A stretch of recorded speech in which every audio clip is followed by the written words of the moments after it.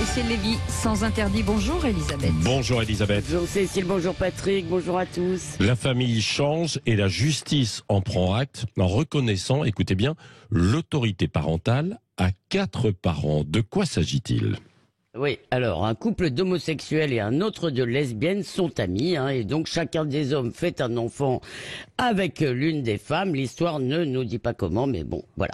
Ils ont ces 2 enfants, ils les élèvent ensemble, tous les 4. Mais pour chaque enfant, il y a donc 2 parents et 2 adultes tiers, comme on dit, qui n'ont aucun droit ni statut, et ça ne leur convient pas. Ils déposent donc une requête pour que tous aient l'autorité parentale. Le 7 janvier, c'est le magazine Tétu qui l'avait révélé, le juge aux affaires familiales estime que, je cite, le projet de parentalité à 4 a été réfléchi et élaboré avant même la naissance des enfants. Il accède donc à la requête des 2 couples et pour chaque enfant, les 2 personnes tiers, celles qui ne sont pas les parents, deviennent délégataires de l'autorité parentale jusqu'à la majorité des enfants. Mais ensuite, ils pourront adopter ces enfants. Alors la question que ça pose, c'est est-ce qu'un enfant peut avoir 4 parents ?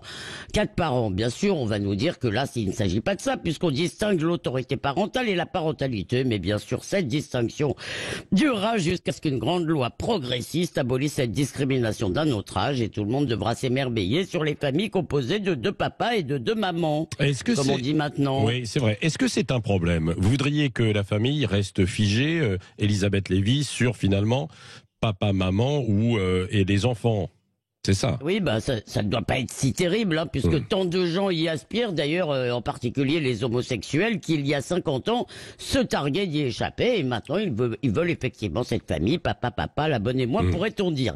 Alors, certes, il y a beaucoup de familles recomposées, pourtant l'argument pratique ne tient pas, parce que dans la vie concrète, les gens se débrouillent, on n'a pas besoin d'avoir l'autorité parentale pour aller chercher un môme à l'école ou au commissariat, il suffit d'un mot des parents, comme pour la babysitter.